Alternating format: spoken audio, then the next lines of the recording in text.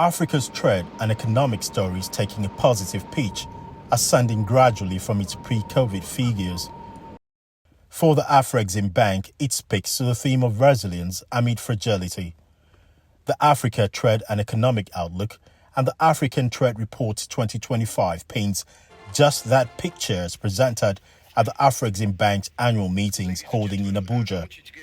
The bank's senior executive vice president, Dennis Danya, believes the continent is ready to navigate the global headwinds of the emerging new economic world order. Africa is at the crossroad, at a point where we need to be intentional about our aspirations, firm in our convictions, resolute in our actions, and determined in our collective purpose. So what does the data say? The ATR 2025 says Africa's GDP grew at 3.3% in 2024, falling short of pre-COVID levels of 5% average. Merchandise rebounded by 13.9% to $1.5 trillion. The breakdown further shows Africa exports gained 21%, climbing to $758 billion, while imports gained 7.6% at $769 billion, leaving a trade balance deficit of $11 billion. Now, this is where it also gets a bit interesting. Intra-African trade is said to have risen from its 2023 5.9% decline to $220.3 billion in 2024, representing a 12.4% growth. Incidentally, intra-African trade accounts for less than 15% of total African trade for the period.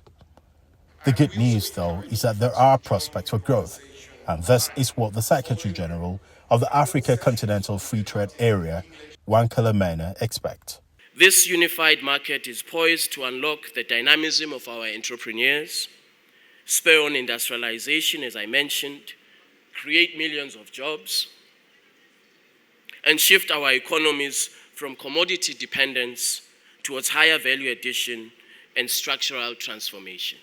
But how can this happen when most Africans still need visas to visit other African countries for business?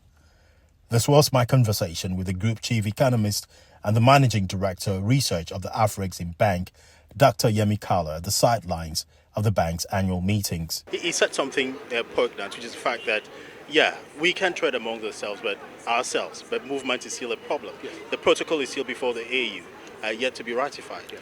How can we be discussing all of this and yet we are still having something as what people will consider as basic yet to be resolved? I am an optimist. I say as long as things are moving in the right direction. And like I said, when a system is used for decades, it takes a while to gradually start removing all those structures. The system has been operating for many years. You're not going to operate it in a year, a couple of months. What I'm saying is that gradually countries are beginning to understand the importance of trading with themselves, investing in themselves. The global economic crisis is making African countries gradually understand that their future depends on working together. But it's going to be a gradual process of removing things one after the other, and some of those barriers have been removed. I think over time you will see that even this one also is going to be removed gradually. With global trade experiencing major shifts and disruptions, it presents just the right opportunity for deeper integration of the economies of Africa in areas of trade and finance. So what's next for the Afreximbank? The bank has acknowledged that the transformations it has initiated, though complex, provides great opportunities for African nations. However, it remains the responsibility of African nations to develop viable and sustainable solutions to ensure it attains regional financial sovereignty. UTIBE UMOREN, Abuja.